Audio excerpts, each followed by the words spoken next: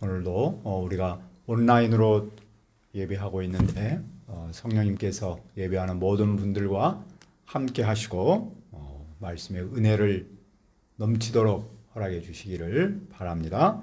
이 시간 말씀의 제목은 누가 나를 건져내랴입니다. 요절 말씀 로마서 7장 24절인데 제가 한번 읽겠습니다. 오호라 나는 곤고한 사람이로다. 이 사망의 몸에서 누가 나를 건져내랴. 은혜로우신 아버지 하나님, 우리가 이 시간에 주님 앞에 나와서 예배합니다. 우리가 온라인으로 예배하고 있는데 성령님께서 예배하는 모든 종들의 마음 가운데 살아서 역사하여 주시고 당신의 말씀이 우리 가운데 임하도록 은총을 내려 주시옵소서. 또 이 어려운 시기를 잘 이기고 우리의 교회와 또 우리 자신과 또 이 나라와 전 세계의 교회 가운데 새로운 생명, 희망의 역사가 있도록 은총을 도하여 주시옵소서. 예수 이름으로 기도합니다. 아멘. 우리가 예수님을 믿기 전에는 물론이고 믿은 후에도 내가 원하는 바보다는 원하지 않는 일을 할 때가 있습니다.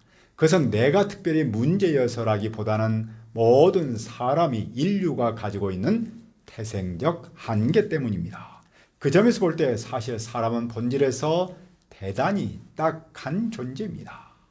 우리가 이 딱함, 곤고함에서 어떻게 벗어날 수 있습니까? 첫째, 영의 새로운 것으로 섬길 것이요. 1절을 봅시다. 형제들아 내가 법하는 자들에게 말하노니 너희는 그 법이 사람이 살 동안만 그를 주관하는 줄 알지 못하느냐. 사도는 율법을 아는 사람, 유대인 출신의 신자는 물론이고 이방인 출신의 성도를 포함하고 있습니다. 율법은 사람이 살아있을 때만 그 사람을 지배합니다. 사람이 죽으면 율법에서 벗어납니다. 얼마 전 어떤 한 시장이 비서가 시장에게 추행을 당한다라고 고발한 사건이 있습니다. 그러나 그 시장이 사망함에 따라서 공소권 없음으로 수사를 끝냈습니다. 법은 사람이 죽으면 더 이상 어떤 영향도 효력도 없기 때문입니다. 그 예를 믿음의 세계는 어떻게 적용할 수 있나요? 한 자매가 율법 형제에게 결혼하면 그 아내는 남편이 살아있을 때는 그 남편에게 매입니다. 하지만 남편이 죽으면 남편의 법에서 벗어납니다. 만약 그 남편이 살아있는데도 불구하고 아내가 다른 남자와 부적절한 관계를 맺는다면 그녀는 음녀가 됩니다. 그러나 남편이 죽으면 어떤 다른 남자와 사귈지라도 자유롭습니다. 부부의 법은 남편이 살아있을 때만 그 효력이 있기 때문이죠. 그 원리를 로마 성도에게는 어떻게 적용합니까? 4절을 읽읍시다. 그러므로 내 형제들아 너희도 그리스도의 몸으로 말미암아 율법에 대하여 죽임을 당하였으니 이는 다른 이 곧 죽은 자 가운데서 살아나신 이에게 가서 우리가 하나님을 위하여 열매를 맺게 함이라. 로마 성도도 그리스도의 몸으로 말미암아 율법에 대해서 죽었습니다. 예수님께서 십자가에서 죽으실 때 성도도 율법에 대하여 죽었습니다. 그리고 그리스도는 살아나셨습니다. 성도는 이제 그 살아나신 그 그리스도께 갈 수 있습니다. 남편이 죽으면 아내가 그의 법에서 벗어나 다른 사람에게 시집을 갈 수 있는 것처럼 성도는 이제 살아나신 그리스도를 새로운 남편으로 모시고 살 수 있습니다. 그리하여 이제부터는 그리스도의 신부로서의 열매를 맺을 수 있는 거죠. 과거에는 무슨 열매를 맺었습니까? 우리가 육신에 있을 때는 율법으로 말미암는 죄의 정욕이 우리 몸에서 작용했습니다. 그래서 사람을 사망에 이르게 했습니다. 그러니까 과거에 우리가 맺은 열매는 부끄러운 열매인 죽음이었습니다. 그러나 이제는 어떻게 바뀌었습니까? 6절을 읽읍시다. 시작. 이제는 우리가 얽매였던 것에 대하여 죽었으므로 율법에서 벗어났으니 이러므로 우리가 영의 새로운 것으로 섬길 것이요 율법 조문의 묵은 것으로 아니할지니라. 우리는 이제 얽매였던 것, 즉 죄와 율법에서 벗어났습니다. 죽었습니다. 그 결과 우리는 영의 새로운 것으로 섬기고 율법의 조문에 문 것으로 더는 섬기지 않습니다. 옛 시대는 율법을 글자 수준에서 아주 폐쇄적이고 좁게 해석을 했습니다. 그러나 이 새 시대는 성령님을 통해서 율법을 심층적이고 은혜롭게 이해합니다. 이제는 문자에 불과한 율법 아래서 섬기던 삶에서 성령님의 능력과 은혜 안에서 섬기는 삶으로 우리의 섬김의 형태가 바뀐 것이죠. 이런 모습을 다시 부부로 비유해서 말할 수 있을까요? 율법 시대에는 매우 깐깐하고 쫀쫀한 그런 남편과 아내가 살았다면 성령님 시대는 온유하고 사랑이 가득한 남편과 사는 것으로 말할 수 있습니다. 자, 어떤 남편과 사는 아내가 행복할까요? 어떤 남편과 살 때 그 아내가 그 남편을 잘 섬길까요? 말할 것도 없이 남편의 사랑 속에서 사는 아내가 아니겠습니까? 남편이 아내를 사랑하면 아내도 남편을 사랑하고 또 얼마나 마음으로부터 잘 섬기겠습니까? 이 말씀이 오늘 우리에게 주는 의미는 무엇입니까? 우리가 믿음의 길을 가면서 율법 시대의 아내처럼 삽니까? 아니면 성령님 시대의 은혜 안에서 사랑 안에서 사는 그런 아내처럼 살고 있습니까? 우리는 이 어려운 시기에 영적 허약 체질을 강건하게 하는 개인 신앙에 힘쓰기를 바라고 있습니다. 마음껏 예배할 그날을 기다리고 있습니다. 그런데 이런 삶을 살 수 있는 힘은 어디에서 옵니까? 율법, 의지, 강압 이런 데서 올 수가 없습니다. 오히려 율법이 아닌 은혜, 강압이 아닌 사랑 여기서 오지 않겠습니까?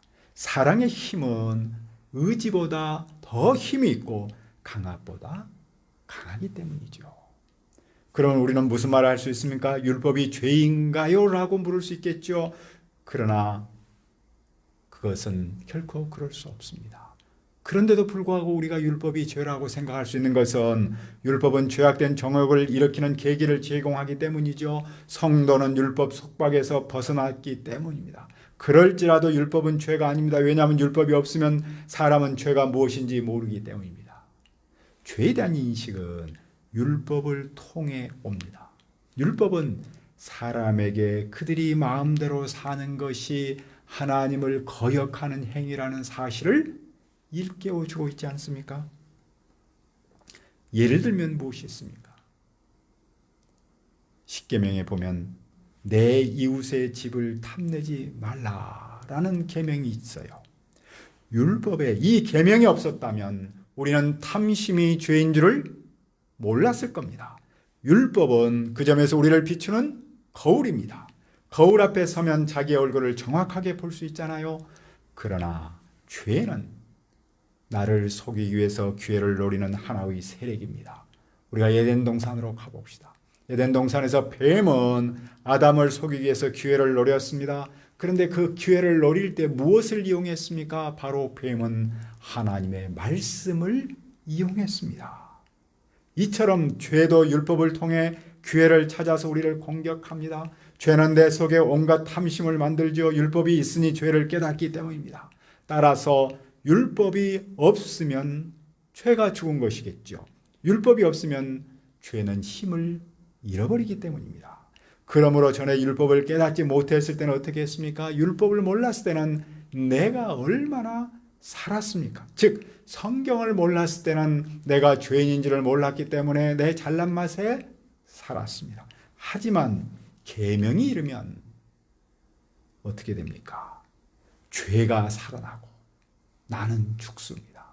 다시 말해서 우리가 말씀을 공부하면 공부할수록 내가 죄인이라는 사실을 알기 때문에 죄는 살아나는 것이겠죠. 그 점에서 생명에 이르게 할 그 계명이 어떤 점에서는 내게 대하여 도리어 사망에 이르게 합니다. 죄가 괴를 타서 계명으로 말미암아 나를 속이고 그것으로 나를 죽였습니다. 하나님께서 아담에게 이렇게 말씀하셨습니다. 선악을 알게 하는 나무의 열매를 먹지 말라. 내가 먹는 날에는 반드시 죽으리라. 그런데 뱀은 그 계명을 이용하여 하나님께 불순종하도록 충동질했습니다. 율법은 좋은 것인데 죄가 그 율법을 이용하여 아담을 공격했죠.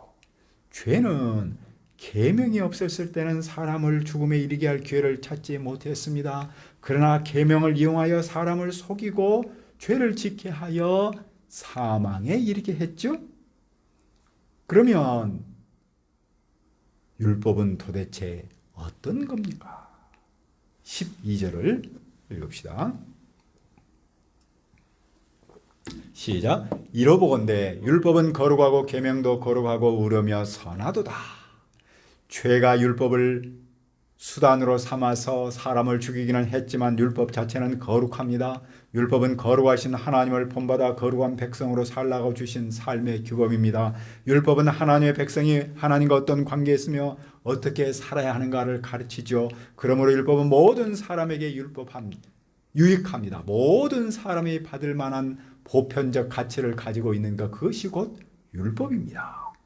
그런즉 그 선한 율법이 내게 사망이 되었습니까?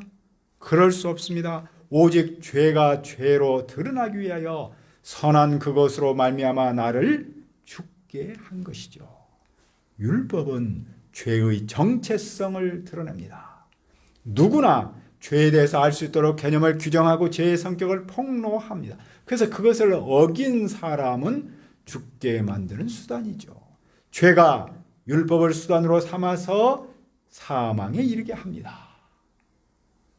여기서 볼 때 사도 바울이 율법의 부정적 기능과 역할에 대해서 계속해서 강조하고 있는데 그 이유는 무엇일까요?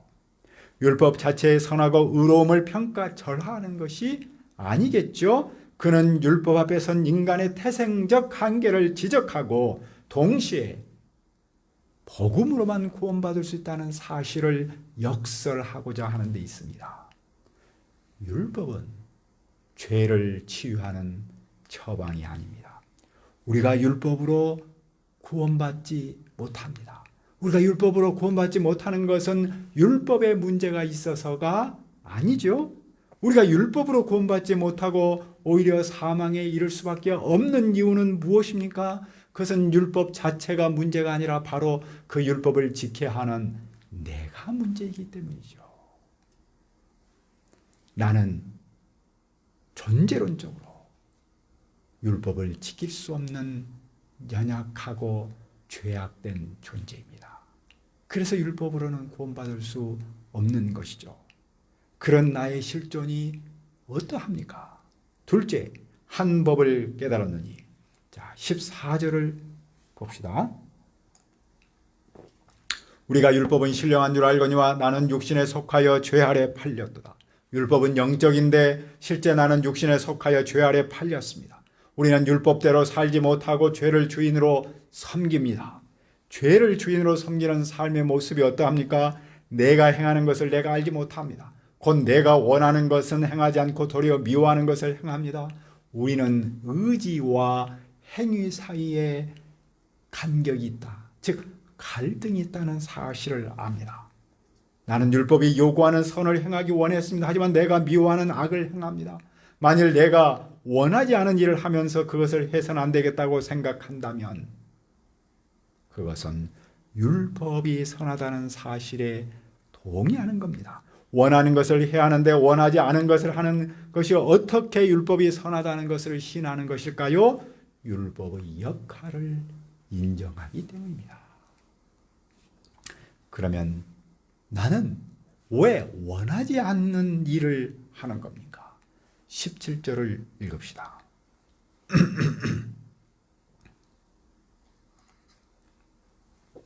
이제는 그것을 행하는 자가 내가 아니요 내 속에 거하는 죄니라.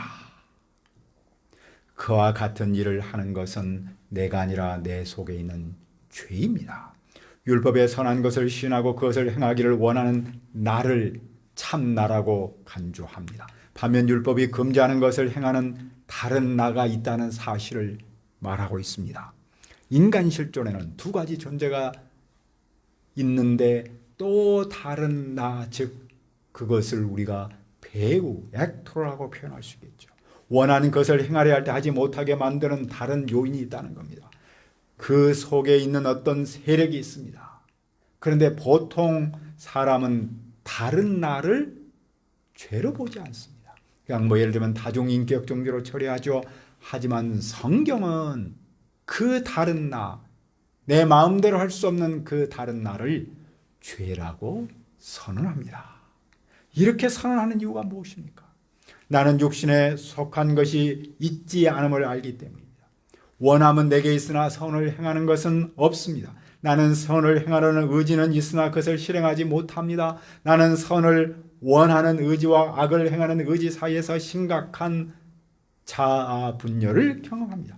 자신의 자아가 신하는 선을 행할 수 없는 절망적 무능 상태에 빠지기도 하죠. 선한 의지와 악한 의지의 싸움에서 대부분 이기는 쪽은 악한 의지죠. 내가 원하는 바 선은 행하지 못하고 도리어 원하지 않는 악을 행하는 것이 우리 인간의 보편적 현실입니다. 왜 이런 일이 일어납니까? 20절은 강조합니다. 만일 내가 원하지 아니하는 것을 하면 이를 행하는 자는 내가 아니요 내 속에 거하는 죄니라. 선한 의지와 악한 의지의 싸움에서 지는 이유는 내 안에 있는 죄 때문입니다. 죄는 내 의지를 거슬려 억압하며 억제하며 나를 눌러버리는 하나의 거대한 세력입니다. 죄는 막연한 추상적 개념이 아니라 아주 구체적인 힘이라는 것이죠. 그러면 그는 무엇을 깨닫습니까? 21절을 읽읍시다. 그러므로 내가 한 법을 깨달았느니 곧 선을 행하기 원하는 나에게 악이 함께 있는 것이로다. 그는 한 원리를 깨달았습니다. 그것은 선을 행하기 원하는 나에게 악이 함께 있다는 겁니다. 그것이 곧 죄입니다. 내 속사람은 하나님의 법을 즐거워합니다. 대부분 사람은 하나님의 법, 율법을 통해서 선악을 분별하고 즐거워하는 마음이 있습니다. 하지만 죄의 세력에 붙잡혀 율법이 요구하는 선을 행할 수 없는 실존적 딜레마에 빠져 있습니다. 속사람은 율법을 즐거워하지만 그것을 순종하는 일은 별개의 문제입니다. 율법을 즐거워하면서도 그것을 순종할 수 없는 이유가 무엇입니까? 23절에서 바울 사도는 다시 강조합니다. 내 지체 속에서 한 다른 법이 내 마음의 법과 싸워 내 지체 속에 있는 죄의 법으로 나를 사로잡는 것을 보는도다. 내 안에서는 자주 두 개의 세력이 싸웁니다. 그때 누가 이깁니까? 바로 죄의 법이 나를 사로잡습니다. 죄가 이깁니다. 그때 나는 무엇을 말합니까? 24절을 읽읍시다. 오호라 나는 곤고한 사람이로다. 이 사망의 몸에서 누가 나를 건져내랴. 곤고하다는 말은 비참하다, 딱하다라는 뜻입니다. 기본적 의미는 육체나 정신 또는 환경이든 간에 비참하고 공고한 상태를 말합니다. 그가 지금 비참한 것은 죽음에 처했기 때문입니다. 그러나 더 심각한 문제는, 더욱 곤고한 문제는 그 죽음에서 빠져나올 희망이 없기 때문입니다. 인류 최대의 절망은 무엇입니까? 죽음입니다. 그런데 더 최대의 절망은 그 죽음에서 벗어날 수 없다는 것이죠. 여기서 볼 때 나의 실존이 어떠합니까? 초보 운전대가 생각납니다. 우리가 그때는 내가 차를 운전했다기보다는 심리적으로 내가 차를 끌고 다니는 시절이었죠. 특히 주차할 때면 왼쪽으로 가려는데 차는 오른쪽으로 가고 옆에서 누가 뭐라고 말은 하지만 그렇게 해보려고 하지만 내 뜻대로 잘 안 되죠. 참 자신이 안타깝습니다. 그것은 누구나 거쳐야 하는 어떤 점에서 초보 운전자의 태생적 한계죠. 이처럼 사람도 어떤 시기에서는 초보 운전자처럼 태생적 한계에 빠져 있습니다. 그래서 곤고한 사람이라고 탄식하지 않을 수 없는 상태가 있습니다. 그 한계를 적나라하게 드러내는 것이 바로 죄입니다. 따라서 사람 안에 있는 죄를 인정하느냐 인정하지 않느냐의 문제는 사람을 이해하는 핵심적 요소입니다. 죄를 인정하고 그 죄의 기초에서 사람을 볼 때 그것을 우리는 성경적 인간관이라고 말하죠. 나를 성경적 인간관으로 이해하지 못하면 나를 정확하게 이해하지 못합니다. 정확한 진단 없이는 정확한 치료도 없는 것이죠. 자, 그렇다면 여기서 말하는 나는 누구를 말합니까? 물론 1차적으로 바울 사도이면서 동시에 로마 성도입니다.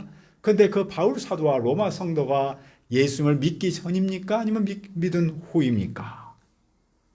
오늘 말씀은 7절부터 13절에서는 과거 동사를 썼습니다.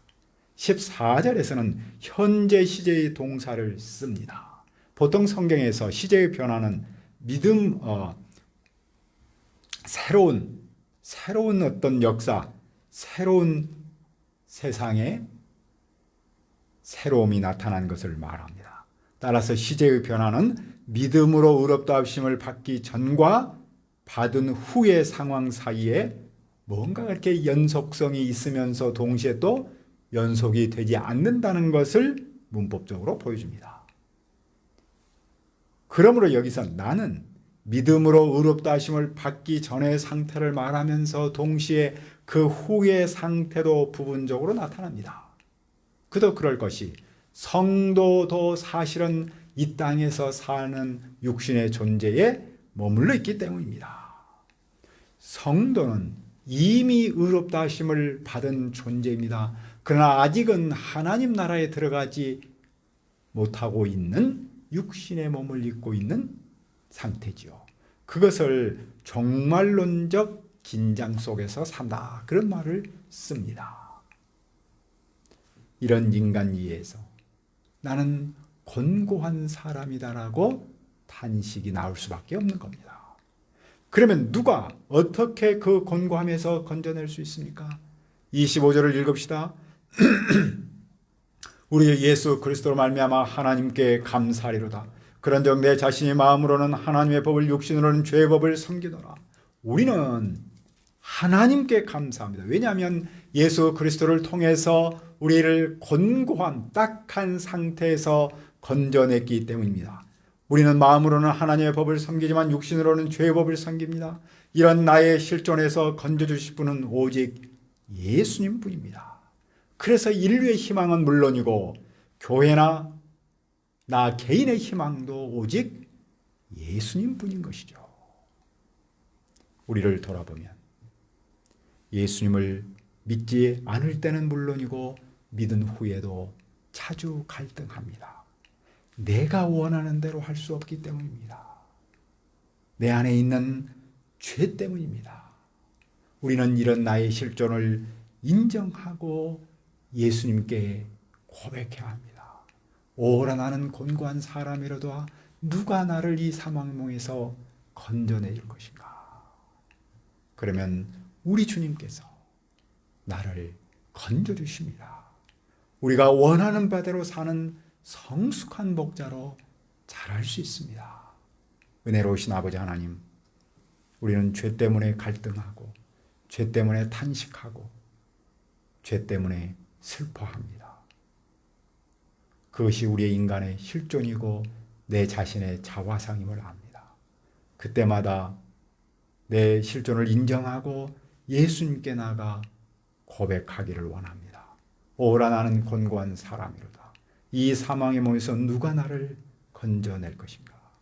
그러면 우리 주님께서 나를 건져주십니다. 주님께서 십자가에서 돌아가시고 부활하심이 내 안에 임합니다. 그러면 우리가 원하는 바대로 사는 성숙한 목자가 될 수 있는 줄 믿습니다. 이 어려운 시기에 이 예수님께 나가서 이 예수님을 만나고 이 예수님으로 말미암아 우리가 한 단계 성장하는 성숙한 믿음의 사람으로 자라도록 축복하여 주옵소서. 예수님의 이름으로 기도합니다. 아멘.